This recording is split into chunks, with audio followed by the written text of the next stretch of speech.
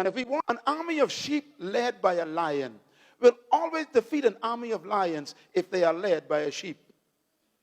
Can I also repeat it one more time? An army of sheep led by a lion will always defeat an army of lions if they are led by a sheep. Let me say it just one more time for those who are slow. An army of sheep led by a lion will defeat an army of lions if they are led by a sheep. In other words, leadership determines everything. It determines the quality of the followers. It determines the mentality of the followers. It determines the morality of the followers. It determines the attitude of the followers. In other words, leadership determines the commitment of the followers. Leadership determines the destiny of the followers. Wherever the leader goes, the people go. Whatever the leader thinks, the people are victims of that thought.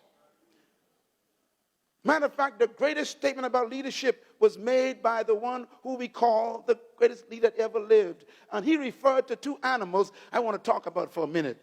The first animal God identified himself with is the eagle, because the eagle is a creature of vision. The second animal God identified himself with is the lion. Both of these animals are leaders in the animal kingdom. The eagle is the leadership of birds, and the lion is the leader of animals. Now, both of these have qualities and characters that you and I must learn to understand leadership. And our world today needs some lions and some vision eagles in our countries. Let me talk a little bit about the lion. I think he's a mystery to me. First of all, the lion is not the tallest animal in the jungle. He's not the strongest, not the most powerful. He's not the smartest, not the most intelligent. And yet the lion is the leader. Tell your neighbor there's hope for you. The lion destroys everything you've been told about leadership. They told you got to be intelligent. You got to be tall. You got to be strong. You got to be powerful. You got to be awesome. And the lion is none of them. He's not the tallest, not the strongest, not the biggest, not the most powerful, and not the most intelligent. And yet he's in charge. Which means that leadership has nothing to do with power and strength and intelligence and size and height and weight. Tell your neighbor, there's hope for me. So the question is, what makes the lion a leader? I'm going to give you the answer. Write it down. The lion is a leader because of one simple word, and it's the word attitude. Hey, boy, say attitude. The lion is a leader because of attitude. The difference between a leader and a follower is attitude. What makes the leader a different creature than a follower? First of all, leadership comes from a belief system that the lion has about himself. He believes that he can achieve whatever he dreams. As a matter of fact, the lion believes that he can eat an elephant. He believes it. Because attitude is a product of belief. Write that down. Attitude is a product of belief. What makes a person a leader is not a PhD from a university. What makes them a leader is a transformation in their belief system. Your belief turns you into an unbeatable force, and no one can live beyond the limits of their belief. Let me prove this information about the lion. Your life is exactly what you think it is. You are subject to your thoughts. You are a victim of your thinking patterns. And you will always be what you think. This is why the lion is so dangerous. His thinking patterns, his belief system produces a confidence that makes him fearless, just like me. I am afraid of nothing and no one because I discovered the truth about myself. When you discover who you are, no one impresses you. When you discover who you are, no one's opinions affect you. Oh, I'm talking to myself tonight. When you know who you are, it doesn't matter what people think, because you know exactly who you are.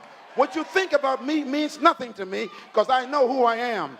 I am made in the image of the living God. I carry the likeness of God, the nature of God, the qualities of God, and the character of God. And it's too late to try and convince me in another way. Matter of fact, let me show you something that's really a mystery here. And that is this. Proverbs 23 verse 7 says, as a man thinks in his heart, so is he. That means you are exactly what you're being conditioned to think. I come to talk to South Africa. I want to talk to Zambia and Malawi and Botswana and Zimbabwe. Change your mind and you change your life. We need some leaders who have a new mentality, a new conviction about who they are and what their nation can become. Tell your neighbor, I know who I am. And I will manifest it before I die. Clap your hands, all you lions. No more sheep in this nation. You are a leading country, a ruling country. You are on your way to become an example. I want to show the worldwide audience this photograph. Please put it on the screen for the worldwide audience to see it. Now, this is a picture I took myself. It's a lion looking at an elephant. An elephant is 100% smarter than a lion. An elephant is 58% bigger than a lion. He is 69% heavier. He is 100% more powerful. An elephant can kill a lion with one stomp. But I want to show you something. When a lion looks at an elephant, put it on the screen, please. I want the folks at home to see it. When the lion looks at an elephant, he simply thinks one word, a simple word. Come on, clap your hand. He said, there's lunch. In other words, the lion reduces the elephant to a meal in his mind. That's the way leaders think when they see a big problem. They're not afraid of the problem. They say, I can eat that for lunch. Somebody ought to shout right there. In other words, the leader looks at the problem of crime and AIDS and poverty and all the problems of unemployment, and he thinks, I'm going to eat that for lunch. I can fix that. I can recover that. I can restore that. I can solve that problem. We need leaders who believe that nothing is impossible. As a matter of fact, the lion is so confident when he looks at the elephant, instead of running away from him, he runs toward him. Look at the next picture, please. Put it on the screen. The lion actually jumps on the back. Tell your neighbor, bring the problem down. Tell your neighbor, you are strong enough to solve poverty. You can solve unemployment. You can solve depression. You can solve corruption. You can change your nation. Somebody say, leadership shall transform the world. Clap your hands, all you lions. Come on, let's stir this place up tonight. You are a leader and not a follower. In other words, you become exactly what you believe. Look at this picture. When lions bring the elephant down, they do it not as a person, but as a team. We need leaders who are not afraid of company. One of the problems in Africa is that no leader wants any competition. No lion will ever attack an elephant by himself. Come on, somebody.